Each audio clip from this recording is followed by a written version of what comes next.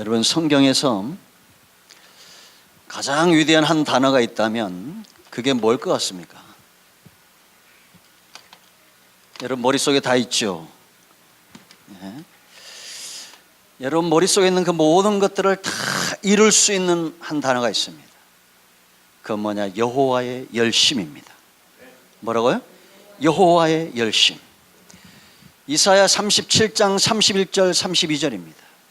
하나님이 세상 가운데서 유다 민족, 하나님의 택한 백성들 가운데서 그들을 이끌어내고 아래로는 뿌리가 박히게 하고 위로는 결실하게 한다는 겁니다. 여호와의 열심이 이것을 이루겠다라고 말합니다. 할렐루야. 축복, 형통입니다.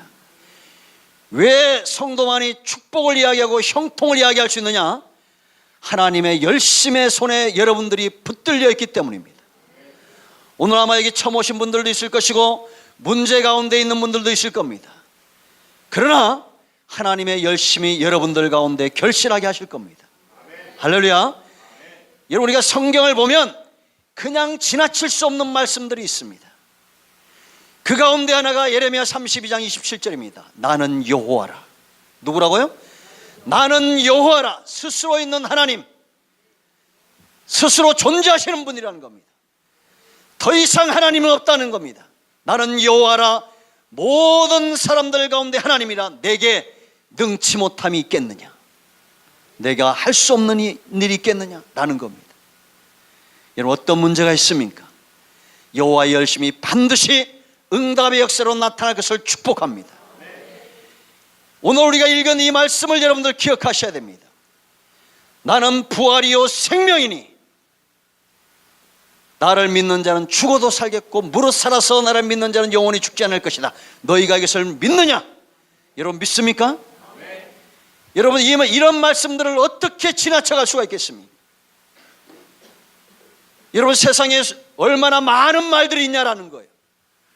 그런데 이 말씀이 거짓말이 아니라면, 예수님이 정말 부활이고 생명이라면, 이것이 진짜라면, 진리라면 우린 믿어야 됩니까? 안 믿어야 됩니까? 주저해야 됩니까? 안 주저해야 됩니까? 믿는데 주저하지 말아야 될 줄로 믿습니다. 나는 부활이요 예수님만이 부활이요 생명이라는 겁니다. 로마서 4장 25절 말씀 보면 우리의 범죄함을 인하여 예수님이 내어줌이 되었고 우리를 의롭다 하시기 위하여 예수님이 다시 살아나셨다라는 겁니다. 세상에 누가 나를 위해서 죽고 누가 나를 위해서 살아난 사람이 누가 있어요? 오직 예수님밖에 없어요. 이만희도 안상홍도 그 어떤 사람도 아닙니다. 오직 예수 그리스도. 천하 만민 가운데 구원을 얻을 이른 유일한 이름 예수 그리스도예요. 여러분 속지 마세요. 예수님 믿어야 구원을 얻습니다. 예수님 믿어야 생명을 얻고 더 풍성히 얻습니다. 예수님이 부활이라는 겁니다. 여러분, 왜 우리가 이 말씀에 주목해야 되느냐? 첫 번째 이유가 있어요. 성경이 말하는 원수가 있습니다. 여러분, 원수가 많기 원해요? 없기 원해요? 없기 원하죠. 그런데 누구도 피할 수 없는 원수가 있어요. 여러분들이 원수가 없기 바랍니다. 아무리 그래도 이 원수를 피할 수가 없어요. 외면하고 싶지만 외면할 수가 없어요. 그 원수가 뭐예요? 사망이에요. 누구라고요? 사망. 사망이 우리의 원수라는 겁니다. 피할 수 없다는 겁니다. 저는 목사이기 때문에 수많은 임종을 지켜봤습니다. 가난한 자나 병든 자나 건강한 자나 부유한 자나 다 이 사망을 피해갈 수 없어요. 순서대로 가면 얼마나 좋겠습니까? 벌써 제 친구들도 많이 죽었습니다. 가는데 순서가 있어요, 없어요? 없어요. 그렇다면 여러분, 이 사망의 문제를 해결할 수 있는 길이 있어요. 그럼 이 문제를 해결함에 있어서 주저해야 됩니까? 안 주저해야 됩니까? 주저하지 말아야 됩니다. 예수님 믿으면 사망에서 생명으로 옮겨지는 겁니다. 어둠에서 빛으로 나오는 겁니다. 사단에게서 하나님께로 나오는 거예요. 요한복음 4장 25절 말씀에 아들의 음성을 듣는 자들은 살아난다고 그랬습니다. 예수 믿으면 더 이상 심판에 이르지 않는 겁니다. 우리는 사망의 문제를 피할 수 없어요. 그렇다면 예수님 믿어야 이 문제가 해결된다면 우리 예수 믿어야 됩니까? 안 믿어야 됩니까? 믿어야 될 줄로 믿습니다. 오늘 이 말씀이 주는 세 가지 이유가 있어요. 첫째는 뭐냐면 지금 살 수 있다는 겁니다. 뭐라고요? 지금 살 수 있다는 겁니다. 여러분, 예수님은 나사로를 살려냈어요. 죽은 자가 살아났어요. 여러분, 이런 소리 들은 적 있어요? 없어요? 죽었던 사람이 살은 것, 그거 경험하신 분 있습니까? 전 들은 적이 있습니다. 저희 아버님이 참전용사, 6.25 참전용사. 옆마을에 친한 친구랑 같이 입대를 했는데 이 친구가 죽은 거예요. 그러니 지금 여러분 유해 발굴단 있잖아요.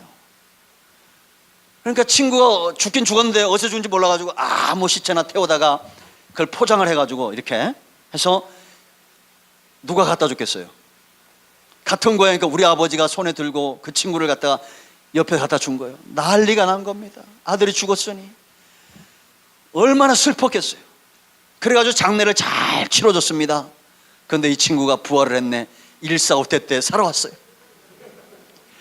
지금까지 우리 아버님 그 동네 가겠어요? 못 가겠어요? 뭐 이런 경우는 있습니다. 그러나 여러분, 정말 우리를 위해서 죽으시고 살아나신 분 예수 그리스도입니다. 할렐루야. 근데 예수님이 나사로만 살린 게 아니에요. 야이로의 딸도 살렸고 나인성 가베 아들도 살렸어요. 그 왜 살렸을까? 예? 42절에 있어요. 거기 있는 무리들, 둘러선 자들을 믿게 하려고 요한복음 14장 11절 말씀에 행하는 그 일을 인하여 나를 믿으라라고 말합니다. 여러분, 성경이 말하는 사망은 뭐냐? 영원히 지옥 가는 거예요. 지옥 가지 않으려면 믿게 해야 됩니다. 그러니 하나님이 투자를 하시겠어요? 안 하시겠어요? 저와 여러분을 예수님 믿도록 하나님이 투자하시겠어요? 안 하시겠어요? 아들까지 주신 분이에요. 우리를 믿고 영생을 얻도록 아들까지 주신 분이에요. 예수님이 보좌를 버리고 이 땅에 오셔가지고 우리의 친구가 되셨고 병든 자를 치유하시고 죽은 자를 살려내고 부활하신 이 모든 사건들은 왜? 우리로 하여금 믿게 하려고. 그러니 여러분, 예수 믿은 것 복 받는 일입니다. 여러분들이 믿음이 연약하면 하나님, 나는 믿음이 연약합니다. 내게 기적을 보여주시옵소서. 그러면 내가 믿겠습니다. 믿지 않고 보지 않고 믿는 자가 복은 있어요. 그런데 그런 수준의 신앙은 참 쉽지가 않아요. 여러분, 제가 채화동 교회 가서 빌립보서 수련회 할 때 하나님이 그 교회를 위해서 기도할 때 기쁨의 회복을 위해서 빌립보서에 대한 수련을 하라고 이런 감동이 있었습니다. 근데 정말 막상 갔더니 25명이 모였는데 기쁨이 없어요. 다 도회지로 떠나가고 중국도 그렇습니다. 근데 이 말씀이 깊이 있게 나가야 되는데 안 됩니다. 우리 찬양하는 권사님이나 말씀을 전하는 저나 여러분들이 반응을 잘 시원찮게 보이면 이게 잘 안 돼요. 예? 우리 찬양단도 마찬가지예요. 찬양단 앞에서 찬양하는데 앞에서 이게 핸드폰 하고 있고 뭐 이러고 있어봐요. 찬양이 되겠어요? 안 되겠어요? 말씀이 잘 나가겠어요? 안 나가겠어요? 그 여러분들이 손해예요. 그런데 그보다 더 심각한 건 뭐냐면 오만 상을 다 찡그리고 있는 겁니다. 도대체 저 집안에 어떤 문제가 있을까? 설교하면서 그 생각만 들어. 저 아주머니는 왜 저러고 있을까? 이러고 있습니다. 근데 그날 수련회인데도 이게 설교가 그렇게 길지 않았어요. 보통 가면 막 새벽 8시부터, 아침 8시부터 저녁 10시까지 강의를 해요. 끝났어요. 그러고 나서 이제 기도를 해야 되니까 기도했어요. 맨 앞에 할머니 한 분이 여기 앉아 있는 거예요. 소경된 지 13년이에요. 근데 이제 목사도 그때 젊을 때니까 지금은 안 그런데 이렇게 기도를 해도 제가 지금까지 얼마나 환자들 많이 만나봤습니까? 기도를 해도 좀 젊으면 나을 것 같다는 믿음이 있고 좀 나이가 들면 아유 천국 가셔야지 이런 믿음이 있어요. 목사 그러면 안 되잖아. 오늘 너무 정색하네. 적나라하게 다 보여주네. 그냥 툭 치고 지나간 그랬더니 이 할머니가 보인다 그런 거예요. 자기가 13년 소경됐는데 그날 눈이 떠진 거예요. 그 다음부터 어떻게 됐겠어요? 예배 분위기가. 예? 일주일간 첫날 그러니까 일주일간 여기서 무슨 얘기를 해도 다 아멘이 되고, 이 할머니도 이렇게 우거지 축사하고 있던 분들이 나중에는 쫓아나서 막 환송을 하고 그렇게 됐어요. 여러분, 기적을 사모하시기 바랍니다. 왜 우리가 기적을 사모하지 않는지 아십니까? 이제 먹을만 하고 살만 하고, 그러니까 이제는 기적과 멀어졌는데 놀라운 것은 우리 안에서 믿음 또한 약해졌다는 겁니다. 반드시 형통하십시오. 여호와가 열심히 여러분들을 복되게 할 줄로 믿습니다. 우리 교회도 지금 애를 낳아야 될 분들이 있어요. 우리 황건사님도 15년 됐는데 우리 왕건사님 며느리도 8년 만에 기도 받고 낳았어요. 좋은 일이 우리 변호사님 가정에 있을 줄로 믿습니다. 네. 두 번째, 장차 살 거라는 거예요. 뭐라고요? 장차 산다는 겁니다. 여러분, 성경에도 말했죠. 사망은 뭐냐? 우리가 영원히 지옥 가는 겁니다. 하나님의 심판을 묘면한다는 거예요. 예수 믿으면 더 이상 심판이 없다는 겁니다. 사망에서 생명으로 옮겨진다는 겁니다. 자, 지난번에 우리 대학의 교정들 설교하면서 그런 얘기 했어요. 여러분들 예수 믿고 평생 죄짓다가 천국 가세요. 그랬더니 눈을 동그랗게 쳐다보더라고. 무슨 목사가 예수 믿고 죄짓다가 천국 가라고 그러냐고. 여러분, 우리가 예수 믿는다고 해서 한순간 우리의 삶이 성인 군자로 바뀌지 않습니다. 우리는 성화의 과정 중에 있어요. 여전히 죄 가운데 넘어집니다. 지금 한국교회가 엄청나게 욕을 얻어먹습니다. 막 개독교라고 이런 말을 씁니다. 그러나 여전히 구원은 우리 가운데 선물로 주어지고 있습니다. 아멘. 예수 믿으면 태어나면 내 자식이에요. 우리가 예수 믿으면 거듭난 거예요. 그 다음에 우리의 삶이 부끄러운 고뇌이 아니라 하나님 나라에서 찬양하고 기뻐하고, 그렇게 우리가 면류관을 벗어 어린 양 대신 보좌 앞에 던지기 위해서는 어린 양과 더불어 어딜 가든지 거룩하게 자기를 구별하고 선별한 삶을 살아가야 될 줄로 믿습니다. 그러나 우리가 죄 진다고 해서 하나님이 그래 너 별거 아니다고 버리겠어요? 진주에 금 같다고 그 진주를 버립니까? 아니잖아요. 우린 천하보다 귀한 영혼들입니다. 사망의 문제가 해결된 분들이에요. 예수님 믿으면 더 이상 지옥 가지 않습니다. 천국에서 영원한 유업을 얻을 줄로 믿습니다. 네, 세 번째는 증거가 있다는 거예요. 지금까지 왜 교회가 이렇게 부흥하느냐? 부활의 증거들을 가지고 있기 때문입니다. 이 사람들이 말을 합니다. 저에게 예수님이 다시 살아난 증거가 어디냐라는 거예요. 이걸 뭐 학문적으로 성경적으로 입증할 수가 있어요. 그러나 제가 그들에게 그렇게 말하는 사람들에게 전도하면서 또 설교하면서 분명하게 말하는 건 뭐냐? 부활의 증거는 우리 안에 있다는 겁니다. 어디 안에 있어요? 성도 10년 가운데 있다는 겁니다. 왜냐? 에베소 2장 8절 말씀, 믿음은 선물이에요. 믿음은 뭐라고요? 선물입니다. 그러니까 김동환 목사가 주고 싶다고 해서 죽는 게 아니에요. 말씀을 들을 때 성령이 여러분의 심령을 여시는 분들이 있어요. 루디아처럼. 할렐루야. 빌립보에 살던 루디아의 마음을 열었던 것처럼 저는 말씀을 전할 때마다 제가 왜 목사님 그렇게 소리칩니까? 이런 분들이 있어요. 두 가지 때문에 했죠. 하나는 소리치면 뒤돌아도 돌아보니까, 또 하나는 말씀을 전할 때 성령이 그들의 심령을 여시는 사람들이 있어요.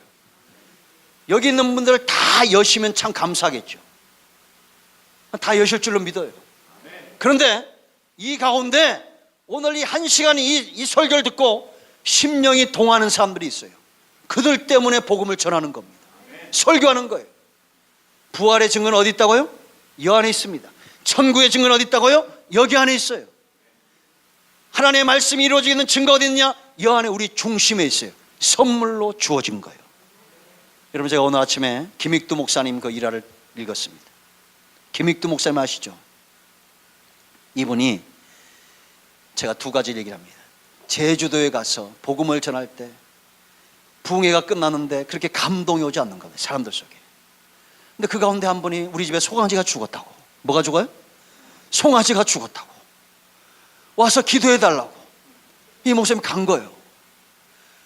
기도를 다 했으면 송아지가 살았겠어요? 안 살았겠어요? 이렇게 믿음 좋은 분들이 있으면 살겠지. 안 살았어요. 그 우리 같으면 송아지가 안 살면 하나님의 뜻입니까? 하고 돌았을 거예요. 근데 이분은 그런 분이 아니에요. 믿는 자에게 능치 못하였다고 사흘 동안이나 송아지 앞에서 기도한 거예요. 사흘 만에 살았겠어요? 안 살았겠어요? 살았어요. 그래가지고 그 부흥의 역사가 일어났다는 거 아니에요. 근데 이분이 이렇게 은혜를 받은 이유가 있어요. 처음에 우리가 생각할 때 뭐 깡패라고 그러는데 그 역사적 살펴보면 보면 깡패는 아니고 양반 가문 출신인데 먹고 살 게 없어가지고 장사하다가 그냥 망하니까 얼마나 마음이 상했겠어. 그래서 뭐 기생집 왔다 갔다 하고 술 먹고 뭐 그렇게 산 겁니다. 그러다가 자기 친구가, 아주 친한 친구가 있는데, 제가 이 사람 이름을 잘 못 외우는데 이 친구 이름은 금방 외웠어요. 박태환이요. 재미없어요? 이 박태환이가 이 김익두를 데리고 자기 교회를 데려간 겁니다. 그때 설교했던 분이 누가 소환톤 선교사님인데 거기서 은혜를 받은 거예요. 그래가지고 내가 예수를 믿어야 되겠다고 의지적 결단을 한 겁니다. 그래서 술도 끊고 단방에 그냥 담배도 끊어버렸어요. 근데 이렇게 자기 의지로 예수를 믿으면 시험에 들겠어요, 안 들겠어요? 안 들어요? 와, 대단하신 분들이요. 뭐 이렇게 얘기도 하면 저렇게 얘기도 하면, 예? 시험에 든 거예요. 그래가지고 너무 낙심이 돼가지고 술 먹고 와가지고 그날 밤에 펑펑 운 거예요. 그래서 내가 깜짝 놀랐어. 보통 성령이 막 불을 받거나 은혜를 받을 때는 부흥회나 예배 장소인 줄 알았더니 이분은 술 먹고 회개하다 불 받았어요. 집에 와가지고 술 먹고 너무 자기가 술 끊고 예수 믿고 했는데 이게 낙심이 돼가지고 거기서 회개하다가 불이 떨어진 거예요. 그 이분은 어디 부흥회 가서 불 받은 게 아니라 술 먹고 회개하다가 불 받은 거예요. 그렇다고 해서 여러분들 술 드시면 돼요, 안 돼요? 그 다음부터 이 삶 가운데 역사가 일어나기 시작한 겁니다. 여러분, 교인으로 살지 마세요. 하나님의 선물, 믿음을 중심의 선물로 받고 성령 충만하여 증거 있는 삶을 사시기 바랍니다. 아무 증거도 없이 누군가의 뭐를 말할 수도 없는 그런 애들 말로 허접한 삶을 살지 말자는 거예요. 우리 황 권사님처럼 간증이 있잖아요. 증거가 있다는 겁니다. 이런 삶을 사는 것이 무엇보다 복이 있어요.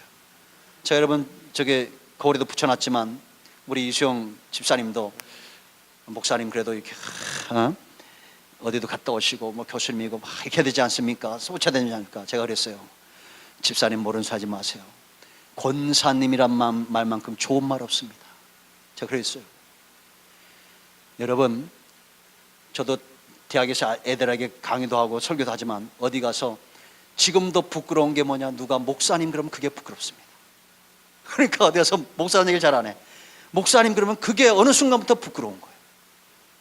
이게 조금 은혜가 들어오니까 이제는 하나님이 나를 쓰신다는 것이 너무 부끄럽습니다. 그러니까 여러분들은 그렇게 믿음 없는 눈으로 쳐다보지만 내가 그래요.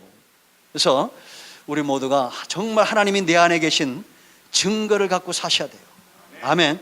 예수님이 어디 있냐? 그러면 내 안에 증거가 있다. 이렇게 얘기를 해야 돼요.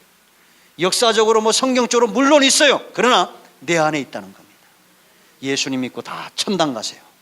기도하겠습니다.